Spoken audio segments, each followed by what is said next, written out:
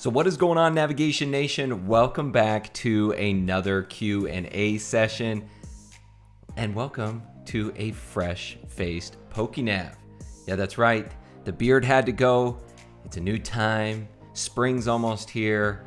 Now we have a clean-shaven PokéNav, but that is the least of our concerns today.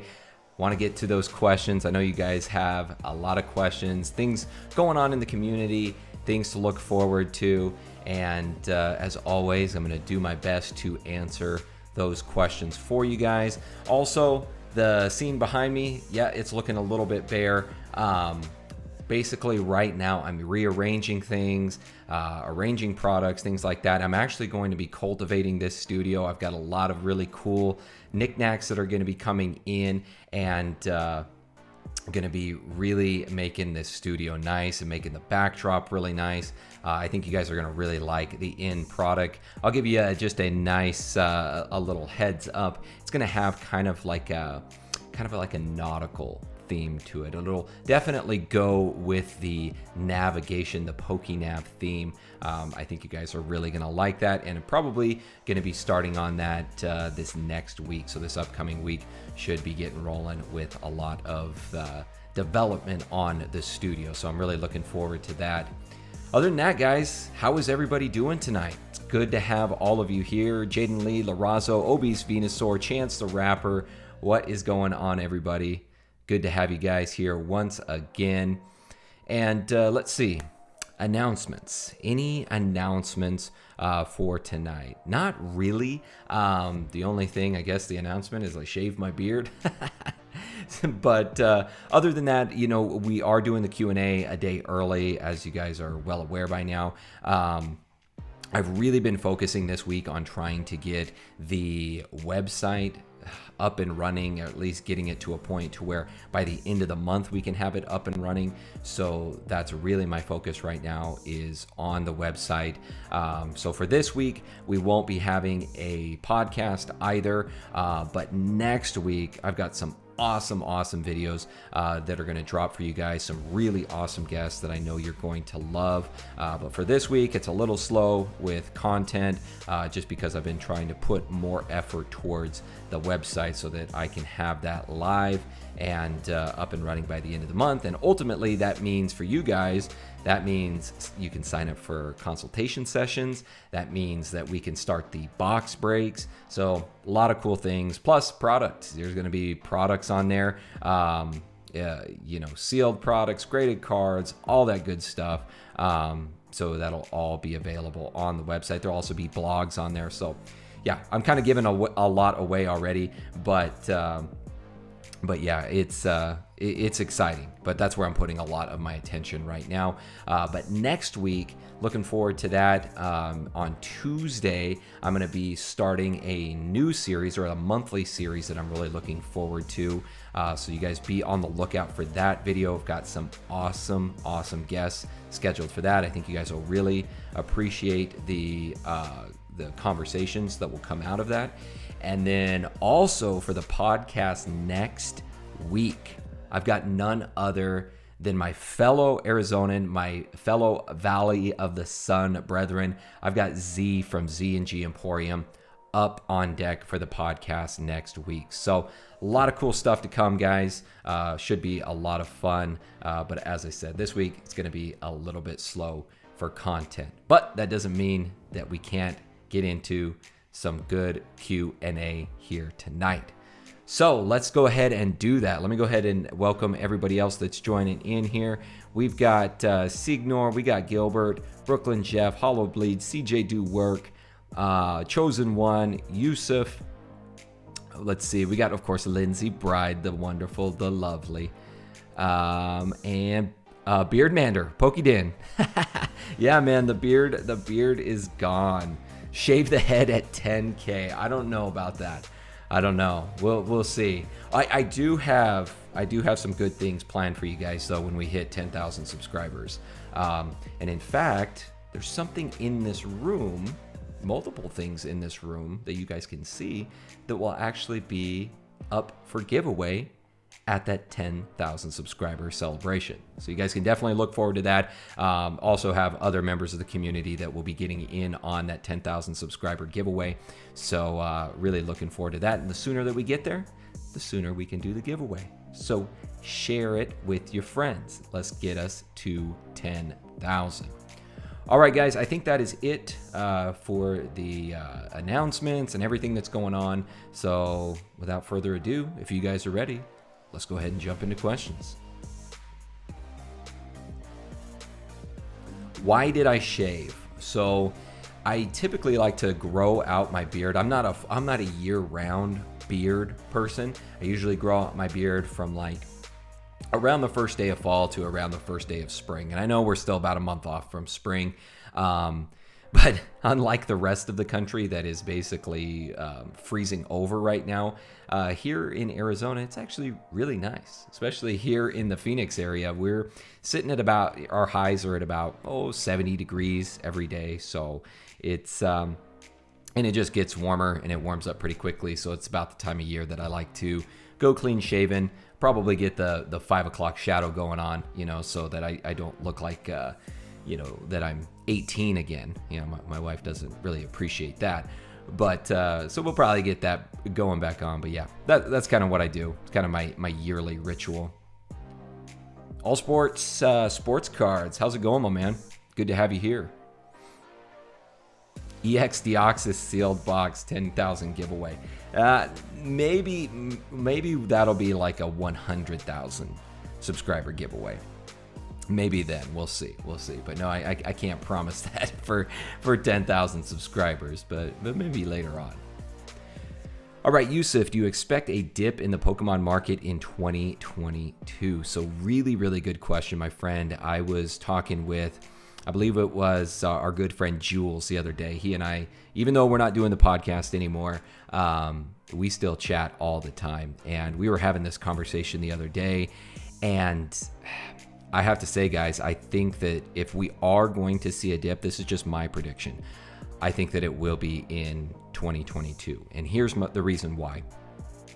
Once we get into 2022, this will, be after, the 25th anniversary. And usually after an anniversary, if you look into the past, that's when Pokemon, starts to, it peaks, so to speak. It kind of peaks at the various milestones, and then it starts to plateau. But the big reason why I think that if we see a dip, then it's going to be in 2022 is because that's when all of the stimulus will have basically run its course. And this is speaking mainly for the US, Canada. I can't speak for the rest of the world because I don't know what their situation is like with stimulus, but the United States is by far and away the biggest consumer of Pokemon and Pokemon collectors, as well as competitive players. So it's a huge market here. And that's when a lot of that stimulus is going to dry up. And also, having background in economics, that's when Uncle Sam is going to come back and say, okay, now that we've provided all of this stimulus, now we've got to get that back somehow. And typically that's in the form of some kind of tax policy. So people aren't going to have the same amount of money coming in. There's not going to be as nearly a pervasive trickle of money going into the economy. And so I think if we do see a dip, it's probably going to be in 2022. Does that necessarily spell bad news for everyone? Well, it depends on what kind of financial situation you've put yourself in. I am always a big proponent of buying the dip. You buy into the dip and you sell into the hype. That's kind of my mantra. So it really just depends on what kind of position you've put yourself in. And when I say dip, guys, that's probably not going to be everything in the Pokemon market. You're still probably going to see vintage products remain pretty strong, especially sealed vintage products. Probably won't go up at the same rate that it has been, but it should be a good investment. Also, Pokemon will have more printing factories at that time, more manpower in printing these products. So I think that the premiums that a lot of people are getting on modern and ultra modern products, I don't think those will be there anymore. And also for resellers, you're not going to have the same kind of profit margins that many people have been getting from the most recent sets because of the lack of supply. So that is just my take on it. But very good question, my friend. Very funny that you mentioned that, because like I said, I was just talking that over with our good buddy Jules. Marcus N., my young son, pulled a hollow Pikachu from a McDonald's Happy Meal. He wants to sell it because he knows it's selling on eBay for $50+. Should he sell it, or should he keep it long term?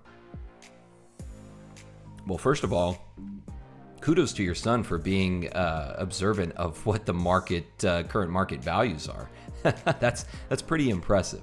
You know, when we were kids, we had to go to the price guides. We couldn't just jump onto the internet in order to get that information. So kudos to him for being able to do that.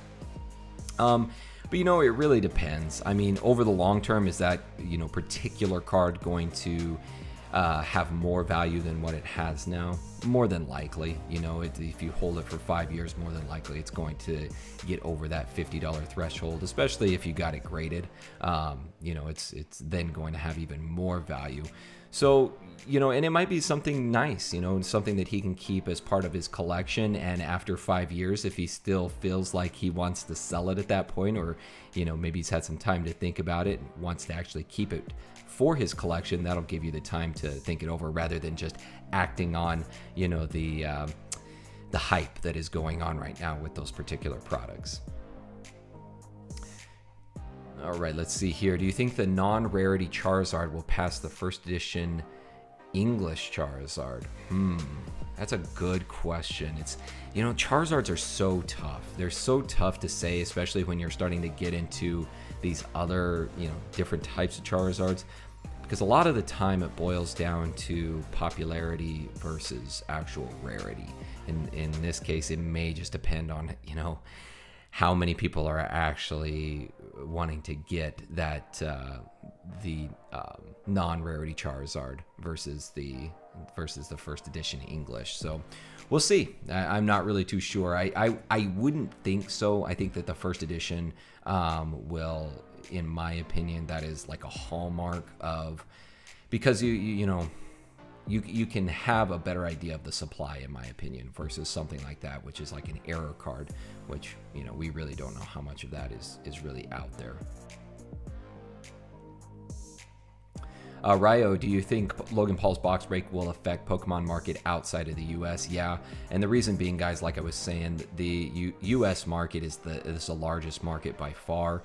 So if we have changes here, that usually trickles to kind of the rest of the world.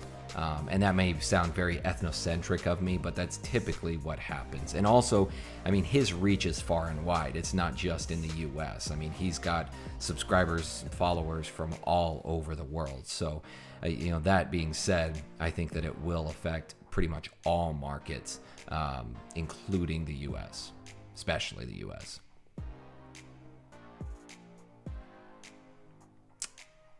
Pokele99, hey, thanks, man. I appreciate that.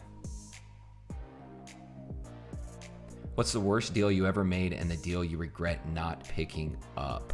Worst deal that I ever made? Well, I mean, the thing is I've never been able to, or I've never not bought a product that I wasn't able to either break even on or sell for a profit. So, and in the end, if that was the case, you know, I'm not in a situation where I ever feel like I have to sell. So even if it didn't work out, you know, maybe it just ends up being a part of my collection. So I think that's the mindset that I always go into with all of my decisions, is I'm never making something that I feel is outside of my means. And so I never really regret it, whether it works out or it doesn't, which, you know, maybe I'm just lucky, but I've never put myself in this situation where I felt like I was stretching myself too thin. Bradley, it's coming along good, man. I really think that I should have it all ready to go by the end of this month. That's really my goal. I'm working with our fellow PokeTuber, PokeFuel. He's helping me out with it as well. He's had a lot of experience in that area. And I'll just put it out there. If any of you that are watching, that are listening, if any of you have graphic design, website design experience, feel free to reach out to me if you want to provide maybe a little insight, maybe some recommendations. I would be more than willing to and happy to get any recommendations that you have, because this is all new to me. So definitely any insight from those out there that have the experience would be much appreciated. Do you think the Charizard V promo is underrated? I wouldn't say that it's underrated. I think you're talking about the one from Champion's Path, I would assume.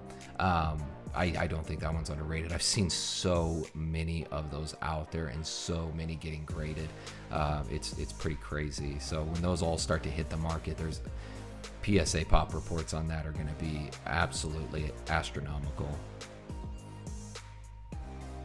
How do you feel Vivid Voltage fares long-term out of the Sword and Shield block? I think Pikachu makes a great chase with all these Charizards lately. I do too. I mean, up until Shining Fates, I really thought that Vivid Voltage was the best set thus far in the Sword and Shield era. So I think it'll really hold up well long-term. It's a very well-rounded set.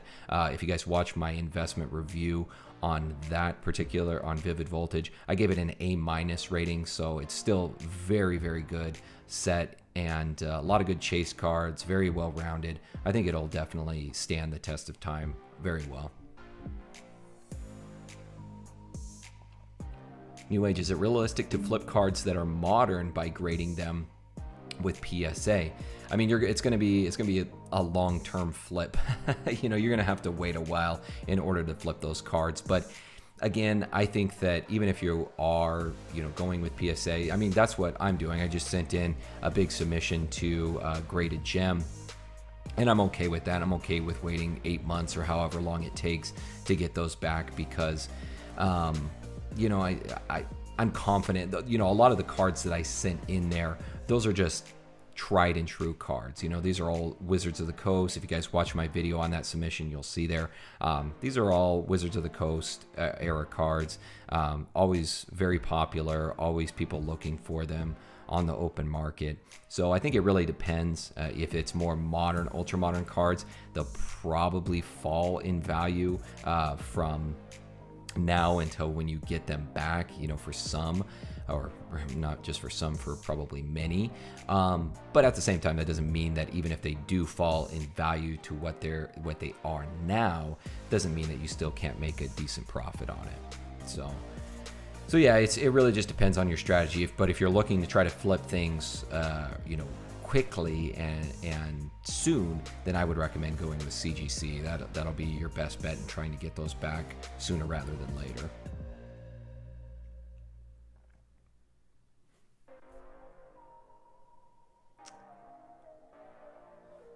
Bearish or bullish? Just got here. When is the dip? So we were just talking about that earlier. I think that the dip is going to come, if it does, in 2022, mainly based upon not as much stimulus being pumped into the economy, not as much of that disposable income being there. And then on top of that, I think that, after we hit that milestone, the 25th anniversary, if we look to the past, it usually starts to plateau kind of the year after that. So I think that's kind of what you'll see. I think you'll see it maybe take a dip in 2022. That's just my forecast. As supply continues to not meet demand with the scaling of product waves, we see scalpers and collectors alike clearing out the shelves of big box stores. At this current impasse, are either different? So let's see. Let me make sure I understand your question. Supply continues to not meet demand with the scaling of product waves. We see scalpers, collectors. Yeah, it's true. I get what you're saying here, in that collectors are just trying to get their hands on products and trying to beat the scalpers there, and they're thinking to themselves, if I don't maybe hoard up some of this now, I'm just not going to get it. And really what it boils down to, guys, I've said it time and time again, if it's not there in the very beginning, just wait. I mean, look at now, like with Vivid Voltage, now that Shining Fates is about to be released, you guys watch and see what the prices on Vivid Voltage do. Watch what happens to the booster box prices. Watch what happens to the pin collection prices, all of these things, they're going to go back down. But a lot of people just don't want to have that patience. And I mean, in a lot of ways, I can't blame them. You know, you want to be able to enjoy a product when it comes out. But in this day and age, you know, that's just something that you have to do, you know, until we start getting more reprints and stuff, until more of these factories are built and start producing more product. That's just the current paradigm in which we live in. So if you want to save money, you want to, you know, get products, you're probably just going to have to wait a little bit of time. So that's the unfortunate circumstance, but that's kind of what you have to do.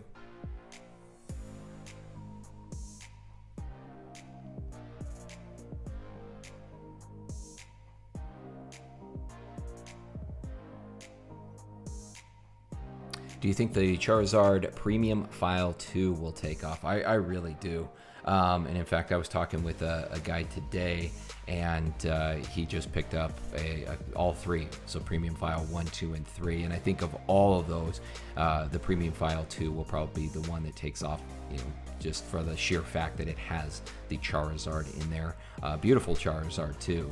And yeah, I can see those really starting to escalate quickly. Especially if my prediction is right and we see a Neo reprint later this fall.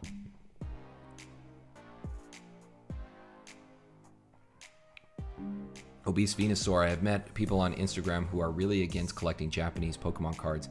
I even asked them if they went to Japan and the Pokemon Center gave them a card, would they toss it? They said yes. Do you know why there's so much hate? I have no idea. I love Japanese cards. I mean, you think about it, you're getting it right from the source. You're getting it right from where it was originally created. So I don't really understand that sentiment myself, but everybody's got their own opinion on everything, and you know, they can do with it as they will. To each their own. I always say to each their own. Which Japanese set would you invest in? Dream League is hot at the moment. Yeah, the other one is the Versus series.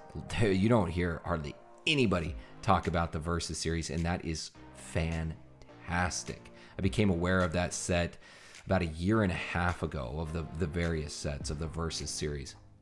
But do yourselves a favor and check those out. It basically features all of like the Elite Four trainers from like the Kanto region. They're awesome. Oh, those sets are so awesome, and just beautiful cards, and you just can't go wrong with the Versus series. One of my favorite Japanese sets. PokéNav, what are you drinking? Vodka or Hennessy? This is the nice, clear, quality H2O. I'm not much of an alcohol guy, to be honest with you. The occasional maybe small glass of wine, which I, you know, since my wife is pregnant, neither of us have had that in months now. So, but that's about it. That's about all it boils down to. And then when I make a trip to Germany, a little bit of Augustiner. So for anybody out there from Germany, Augustiner, that's my favorite. All right, let's see here.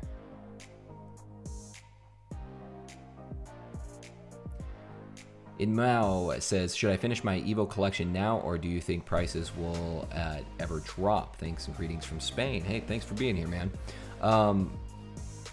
You know, the thing is that, you know, with the evolutions, more and more people are opening those up. More and more cards are coming onto the open market, and at pop reports, you can still get a lot of evolutions cards for pretty cheap, especially raw or ungraded. You know, I think, honestly, if your goal is to try to complete the set, you know, pretty much any time is a good time, in my opinion. Any time is a good time to invest. Any time is a good time to collect. You just, you know, you expand your resources because there's not always exorbitant prices out there for everything. So I, you know, again, I think that, you know, with evolutions, a lot of those cards really aren't that expensive, especially raw. So I would say just go ahead and and complete it now, especially if you're close. That would be awesome, and I'd be happy to see it, man. I'd love to see a complete set of evolutions.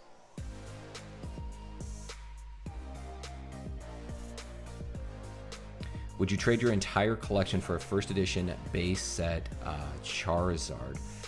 I don't know. I mean, it would definitely. What that card's sitting at about how much now? What, 200,000? I think, maybe more. Which I would actually make out well in that situation, because my collection, isn't even close to that in total value. So yeah, I would make out very well in that. But the things that I do have are very personal to me. So at the same time, it's like, yeah, I would make out well financially, but I would miss all of those products. You know what I mean? And to me, having a first edition Charizard, that's not something that I'm necessarily striving for, which is pretty much well outside of my range right now. I'm never going to drop $200,000 on any particular product. Well, I can't say never, but I have no intentions of dropping that much on any single product. So yeah, I mean, I would say that I would just hold on to my collection right now, because it means more to me than having that. Jaden Lee, when will I be able to find sealed product at retail prices? I think soon. I think by probably this summer or by the fall of this year. I think with more printing factories, more manpower, more people getting back to work, I think that's when you'll see more of these products at retail price.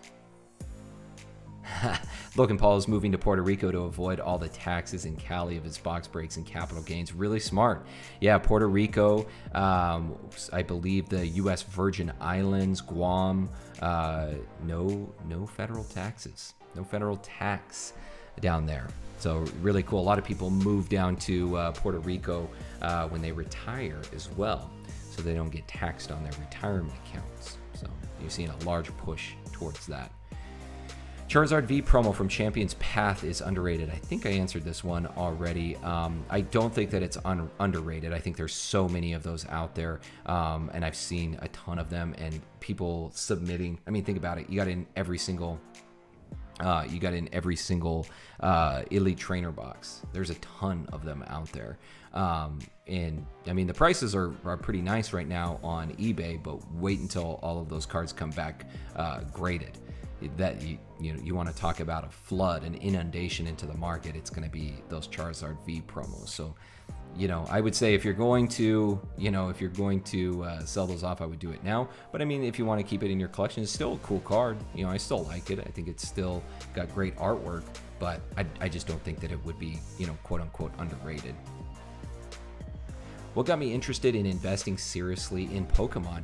Well, really, with my previous experience as an advisor and also with other investments, I saw it, strictly like from a supply and demand standpoint. So when I first started, it was really about like the vintage products, because, at the time, back in 2016, modern and ultra modern products at that time really didn't carry much of a value. For the longest time, it was, cards were few dollars, it really wasn't anything, not like what we see now. So really I saw it from the vintage standpoint, and just supply and demand. There couldn't be that much of this still out there. It was only getting rarer, especially sealed products. So looking at it, you're looking at an appreciable asset over time, much in the same manner that you would look at stocks, you'd look at retirement accounts, you'd look at real estate. I saw Pokemon as just another facet, another appreciable asset that I could include in my overall portfolio. But again, over time, it really hasn't encompassed that vast of a majority of my overall portfolio. It's only been about 10% or less, and even with it being that small of an allocation, I've still been able to do really well with it. So that's again a good point to stress here, is you don't always have to go all in on something to make it work for you. Zach Fade, it's crazy to look back at sets that are roughly 10 years old, black and white, and see how expensive they are now.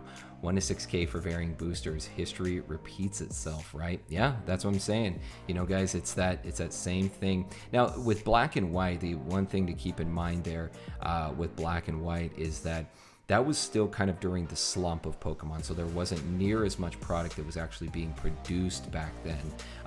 So just to say that, you know, maybe now, let's, you know, Shining Fates in, you know, 2031, are we going to see the same kind of prices that we're seeing with black and white? Well, I don't know. You know, there's going to be probably a lot more product that's actually produced in 2020, 2021 than there was back in 2010.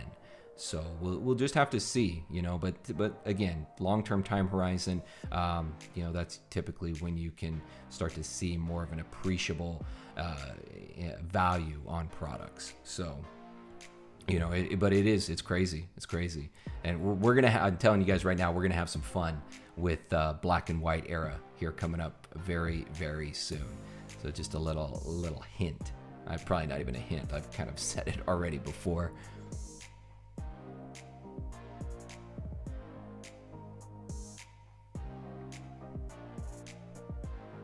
Where did I get the Shiny Star V-Box that I opened on the channel, and what's a reasonable price for a booster box right now?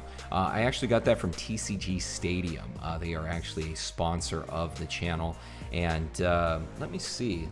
In fact, if you guys haven't checked them out yet, I would definitely take a look at TCG Stadium and check out some of the products.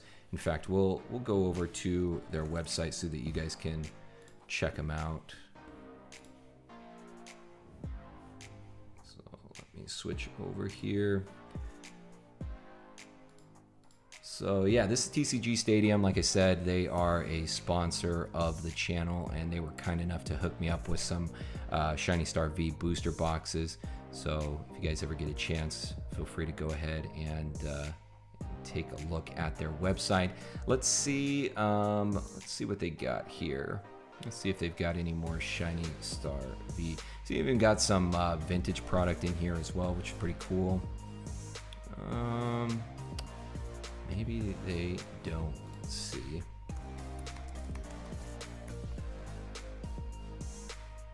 Looks like maybe just singles is all they've got. Yep, looks like just singles. I think right now, you know, if we go to eBay, Shiny Star V.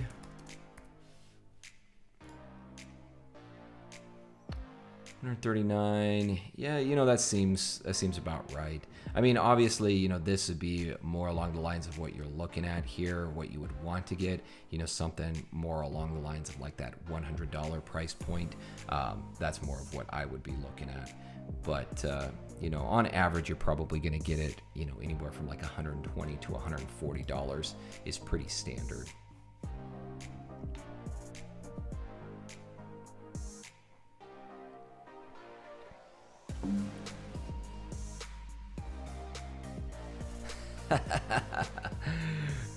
Could sell you a life insurance policy. Well, I've never been in the insurance industry, but yeah, I guess I just have that like salesman look to me. I don't know. People have said that before, but which is kind of a slap in the face, honestly. That's the last thing that I want to be.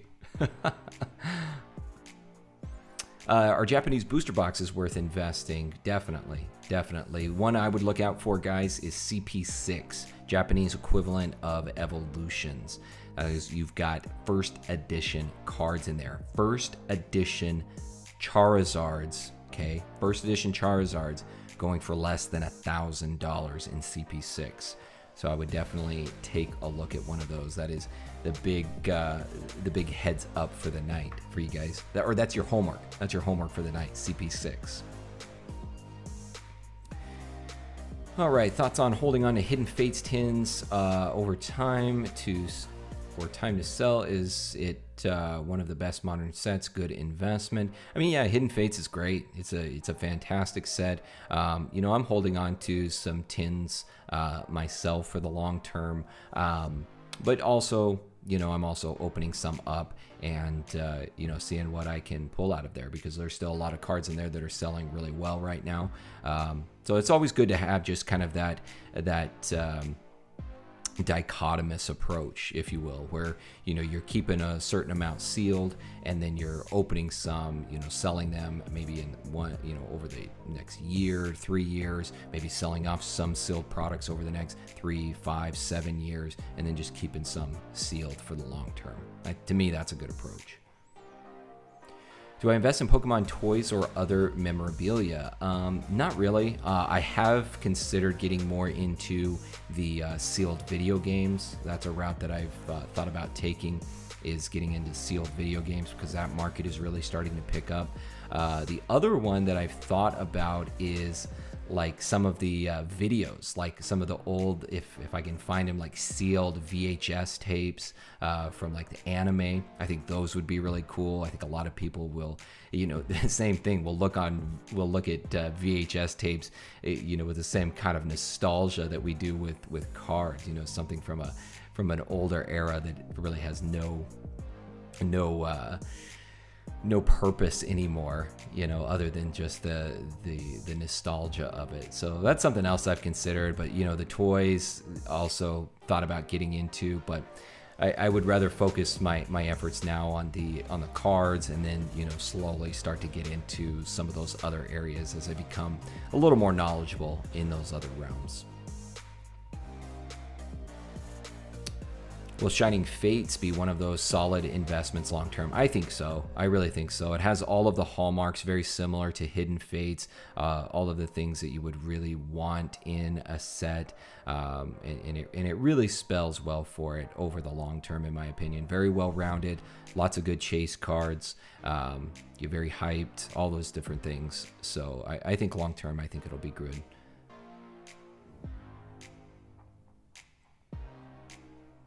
Hey Blake, I appreciate that super chat, my friend. The beard is gone and the face is shining. It's a good time then. With Shining Fates coming out, I had to be shining as well. I appreciate that, my friend.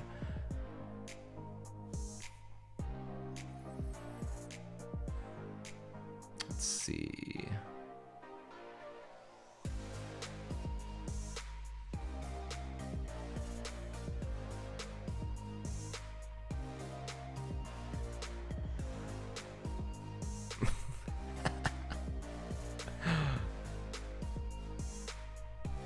Karen finds it incredibly uncomfortable. A grown adult man is collecting Pokemon cards and talking to children.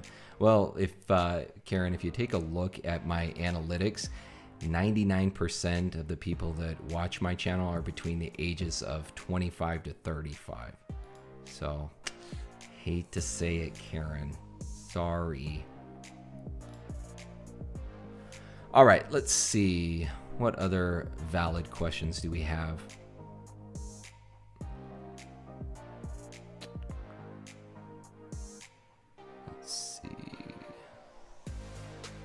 Who will I be watching on February 27th? Logan Paul's box break or Pokemon's Post Malone concert? Well, actually, your boy PokéNav is going to be streaming on the 27th. So that's where I will be. I'm probably going to go live at about probably same time, probably around 5 p.m. Mountain Standard Time. So I will be chatting it up with all of you guys. Haven't decided yet what I'm going to do in that live stream. So you guys can be on the lookout for that. But I'm going to be streaming as well. And then I'll probably sign off and watch a little bit of Logan Paul's box break, just see what they get out of there. See who got in on the box break, who was able to bid on those products. So I think that'll be interesting. Post Malone, I'm not really a fan, so I'm not really looking forward to that. But I'll probably check it out as well. It'll be interesting, just to kind of see what Pokemon's doing. So that's the plan.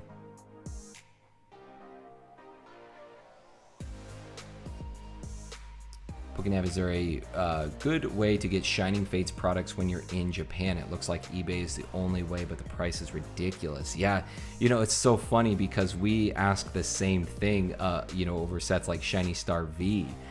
we want to be able to purchase these products from Japan, but again, most of us just have to do it on eBay, and we get the price hike. So I guess it's always it's always a catch-22.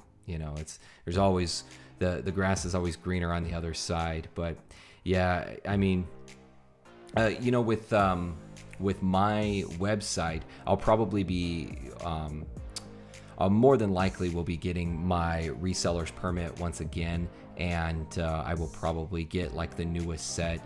It probably won't be a large allocation because I'll probably just be getting products for the new set, and it'll probably just be booster boxes and or ETBs, but I'll try to get some of the recent sets, the newest sets, onto the website as well, as much as I'm able to get, and be able to offer that. But I'll ship to Japan for sure. As the shipping's not going to be cheap, but definitely ship over to Japan. Yeah, Leo, no, wife didn't make me, man. I decided it myself, but she said that I have to at least have the 5 o'clock shadow though, so I don't look like I'm 18. What effect do you think this will have on Evolutions after Logan Paul does his live box break? So I'm just going to call it now, guys. I'm just going to say right here and now, Evolutions will hit at least $2,000 a booster box by the end of the year. So that is just my forecast. That is my presumption on it. I think that it will hit $2,000 or more by the end of the year, and who knows, it could be even sooner after Logan Paul's box break. I think that a lot of products are going to just skyrocket after he does this. So now is the time to sell into the hype. So get ready for it.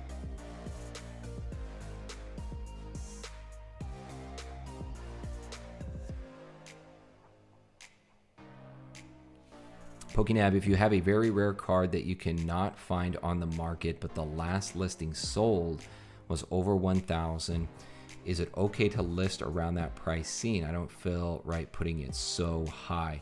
So yeah, I mean, really what you do is, and what I do is I go by the market. So I'll check various sources. So I'll check DA Card World, I'll check Troll and Toad, I'll check eBay, I'll check Mercari, and I'll just kind of get the average of what that particular product is going for out of those various sources. So, eBay, the prices will probably be a little bit lower than if you go on to DA Card World or Troll and Toad, because those are vetted sources. They're, licensed third-party dealers, lots of reviews, things like that.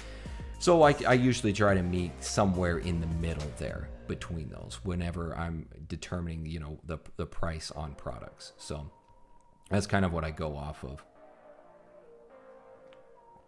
An example would be like the Southern Islands collection boxes.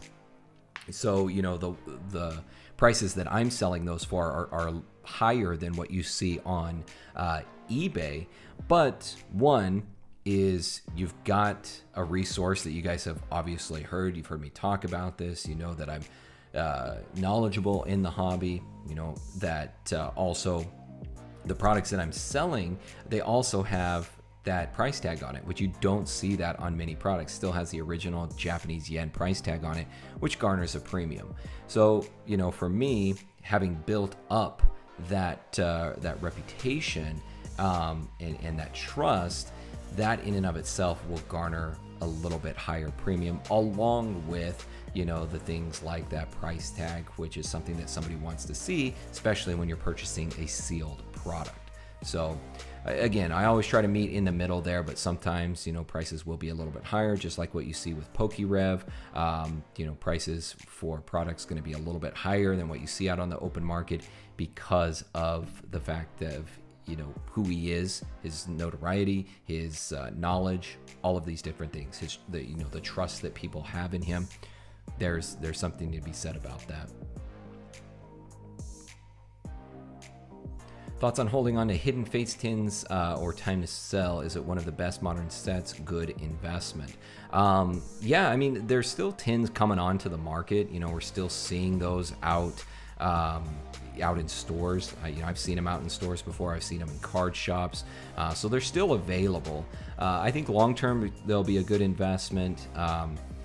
But, again, what I typically recommend is that you kind of have that diverse approach where you hold on to some for the long term, and then you sell some of those other ones off slowly as you see the market start to change. If you see the market starting to peak on those products, maybe sell a few of those off, take some of that profit, reinvest it into other products that you either hold for the long term or that maybe have a higher profit margin. So to me that's a good approach to take, if you're trying to decide between the two.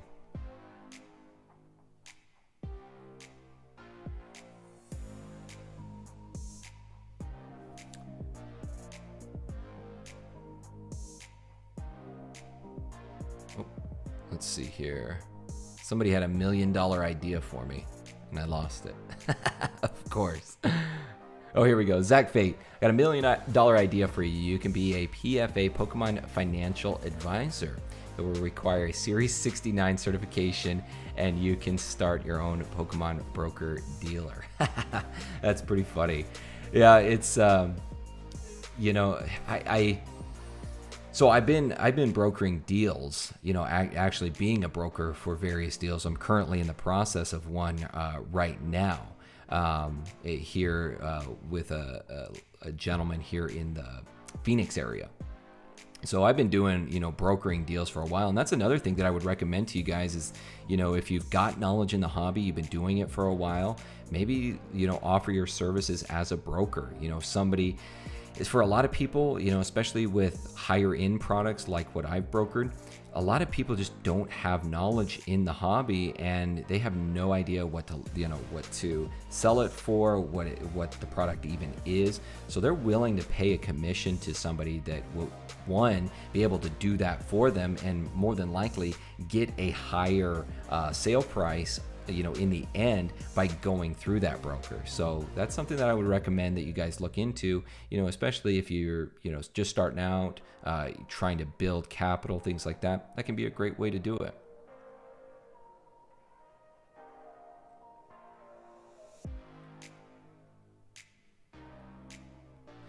What black and white booster boxes do you have? I just sold Next Destinies, Emerging Powers, Noble Victories, and black and white base set. Currently, at the moment, actually, I'm not going to say this.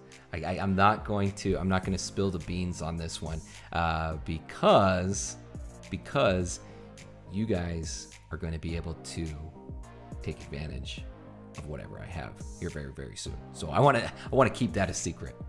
So sorry, man. I do want to answer your question, but at the same time, I want to kind of keep that under wraps for now so that it can be somewhat of a surprise.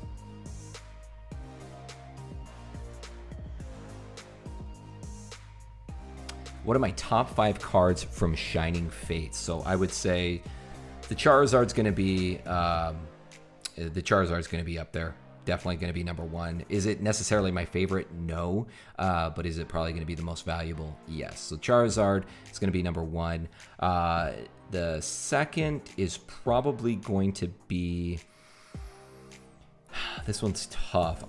I think that you're probably going to see either the gold secret rare Eternatus V and VMAX cards be next.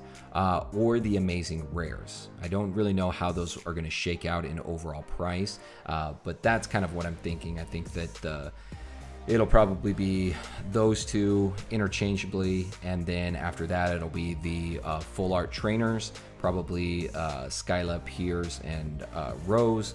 Those will probably be the next most valuable. But you could also see maybe some shiny Pokemon sneak in there too in that top 5. But those are kind of the ones that I'm thinking, off the bat that they'll probably have the most value, at least in the short term. Gas 137, what's going on?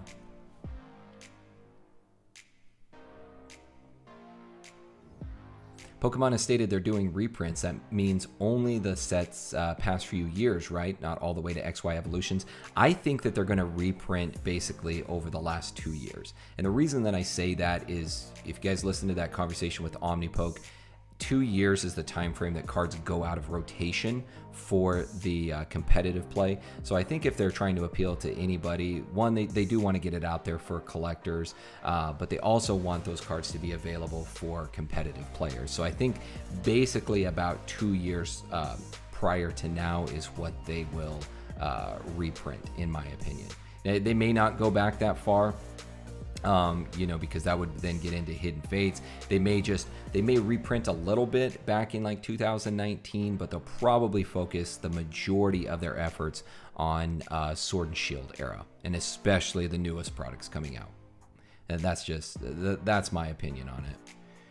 Gimpit, do you think the Japanese Lost Thunder will spike anytime soon? Notice the English is about 600 and Japanese is around 70. Seems pretty low for a set with full art and secret rares, Suicune and Lugia. Yeah, and this is what we always see, and then a lot of people go all in on the English set and overspend on it.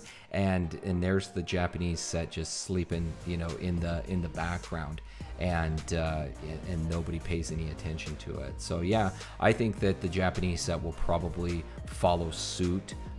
There's usually a lag there between English and Japanese, but I imagine it will follow suit. Probably won't get to that $600 price point, but I could see it getting up to $250, $300 around there. So yeah, I would definitely. There are some beautiful cards in there in the Suicune and Lugia, like you mentioned.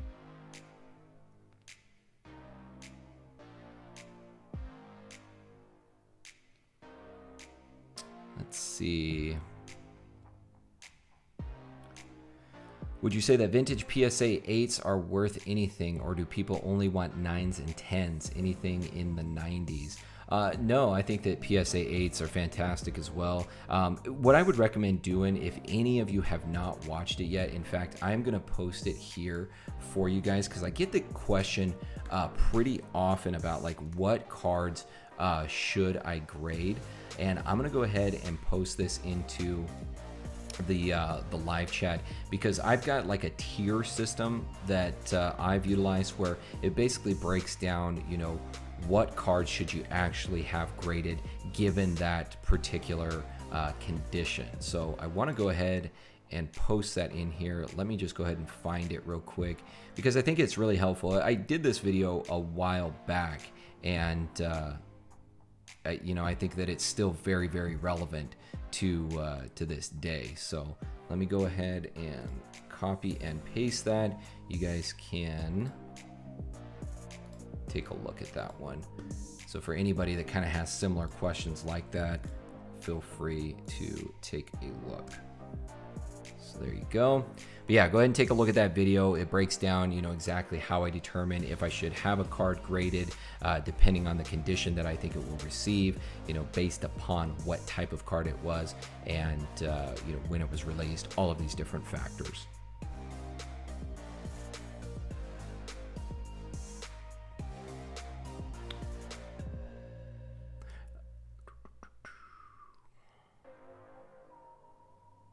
All right, let's see here. So we got about 7 minutes left, guys. First of all, we got 88 people here in the live chat. Let's go ahead and get those likes. Let's get it to 80 at least, guys. By the time we end here, show your support for the channel. Let's get those likes up. Make sure to double slap one for that like button. And if you guys are new here, one for that subscribe button as well. Let's grow the channel. As I said before, when we hit 10,000 subscribers, I am doing another big giveaway, including myself, other people in the community. It's going to be a lot of fun. The quicker we get there, the quicker we can get to that giveaway. And as I said before, there's a few items in this room that are going to be included in that giveaway. So let's get there ASAP. All right, let's see.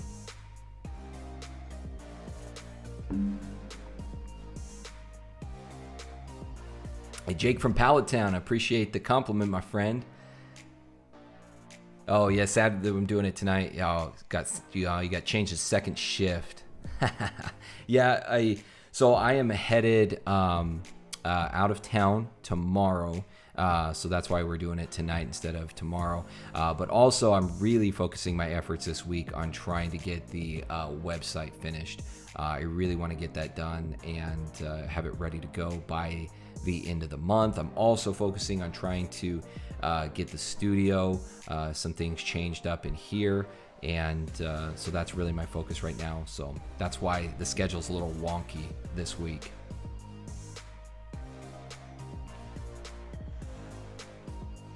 Marcus Lands, do you think old EX boosters in other languages are a good investment if you get them cheap? Yeah, that's the thing, guys. You're all, for me, I'm a big value investor. So I'm always looking for things that are kind of selling at a discount to their inherent, or, as we call it in the financial world, their intrinsic value. So that's something that I always look for. And yeah, if you see that, something, just kind of talking before, talking about something like, the Japanese Lost Thunder, Japanese set selling at 70, English set selling at 600. You can see that there's something odd there. It's the exact same cards, and it's true. Japanese doesn't necessarily garner the same kind of price point that the English equivalent does, but that big of a disparity, you can see that there's something off there, and I think that's ripe for opportunity.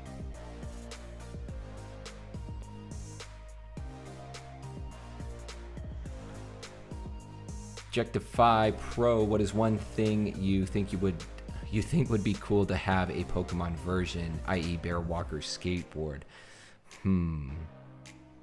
It's a really good question. Pokemon has really put their brand on just about everything. It's really hard to think at this point. Man, I don't know. Yeah, it's really tough to say. I can't think of a product that they haven't put their image on. I don't know. I guess the person that comes up with that'll probably be a millionaire.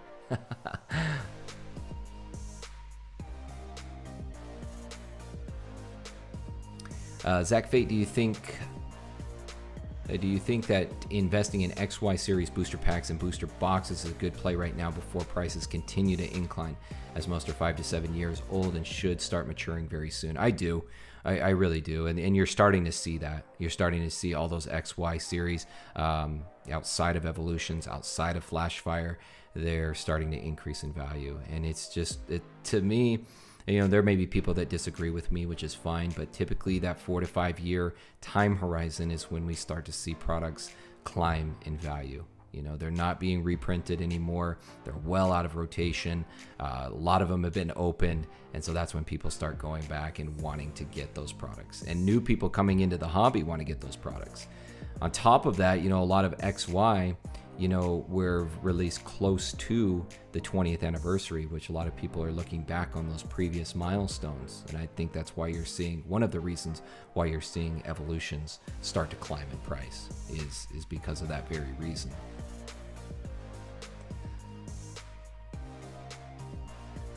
Wayne Chow, is Shining Fates dropping on Pokemon Center tomorrow? I would assume it's dropping on Pokemon Center.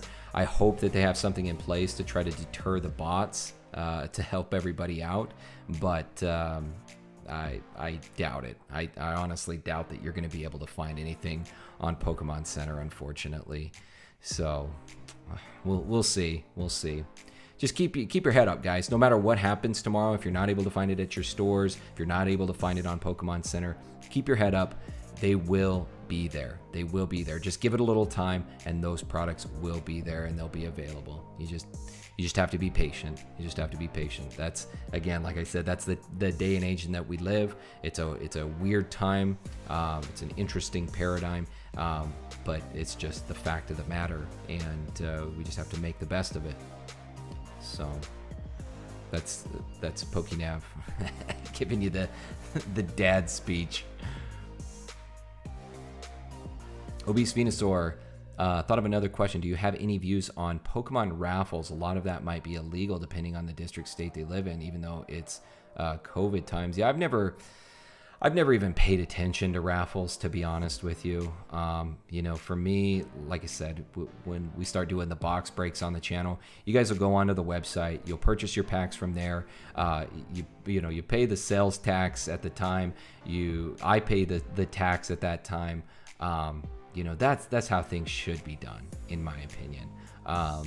So yeah, I don't know though. Like I said, I've never gotten into raffles, never paid attention to them.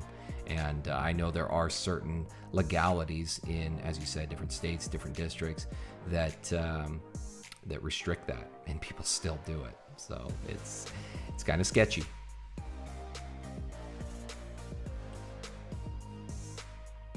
Also invest in other TCG as well. I've thought about getting a little bit into Yu-Gi-Oh! I know that's become quite popular, starting to see that climb in value.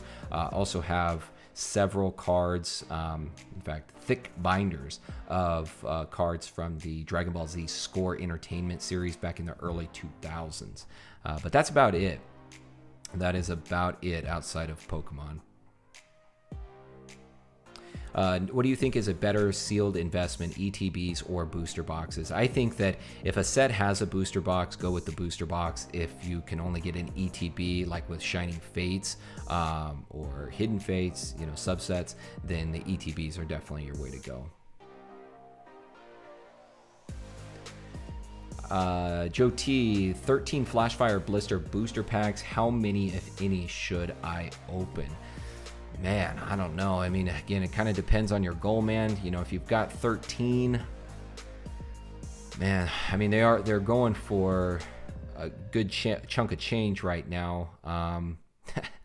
I don't know, man. It really depends on what you're wanting to do with the profits that you make off of that. If you're looking to reinvest it, you just kind of have to weigh, okay, how many would I have to open in order to be able to pay for this other sealed product or graded card or what have you. So just kind of base it around that, base how many you want to open on what you're going to be reinvesting that into. That would be my recommendation. All right, guys, couple more questions here. Hey, Pat Flynn in the house. What is going on, my friend? Hey, got to give a big shout out to Pat Flynn. The guy has been absolutely crushing it on YouTube since he started. Only been on here, what, a couple months, and already well over 10,000 subscribers. Just awesome content. He makes me super jealous with his awesome editing skills and his awesome box breaks. Yeah, I can certainly learn a thing or two from Pat, as well as his podcasting skills. I'm definitely trying to improve upon the podcast and the aesthetics of that and everything that goes into it. And Pat is definitely the guy to learn from in that regard. So thanks for joining in, Pat. I appreciate it, my friend. Interview Pat Flynn. Hey, Pat, I'll reach out to you, man. In fact, let's get you on the podcast if we can. I'll reach out to you on Instagram if that's cool with you, and try to get you on the podcast. See if I can't pick your brain a little bit and find out what I'm doing right, what I'm doing wrong, and what we can do to add more value to both of our communities. So I think that'd be a great idea. All right, guys, couple more questions here. Let's go ahead and dive in. Welsh Poke Picker, my 27th birthday is going to fall on the same day as Pokemon hits its 25th anniversary. Can't wait. Plus, Wales will be playing England in Six Nations rugby, so I'm going to be very drunk. Yeah, that sounds like a great day. Honestly, man, that sounds like an awesome day. And happy 27th birthday. That was just a few years ago for me, and now I am an old man now that I've crossed that 30 threshold. All right, let's see. Saw my boy Jay Manetta in the house. Jay, it's been a while, man. I haven't heard from you. Good to have you here, though. Yeah, Jay's saying better to keep the flash fire sealed. I mean, for me personally, I would rather keep them sealed. Booster boxes are really hard to come by, so their next best option is the sealed booster packs. And if you've got 13 of those, I mean, in the long term, you'd be better off keeping those sealed. But again, if you're looking to reinvest that can definitely help you in that endeavor.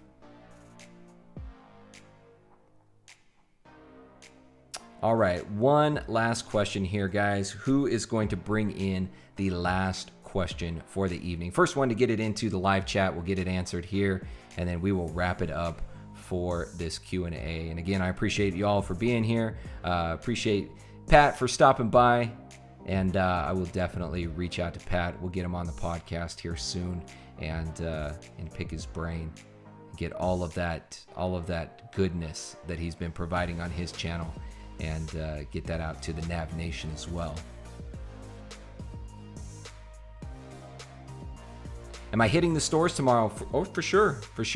I might do maybe a little Instagram live or something as I'm going through the stores and see what I can find. So let me know if you guys would be interested in something like that. If I go live on Instagram or maybe live on YouTube as I'm going through various stores and just kind of seeing what is actually out there. But I think that would be fun, just to kind of see what's cracking on release day. So, all right, you guys always roll in with more good questions, and I always push off ending the live chat. All right, let's see who was the first one.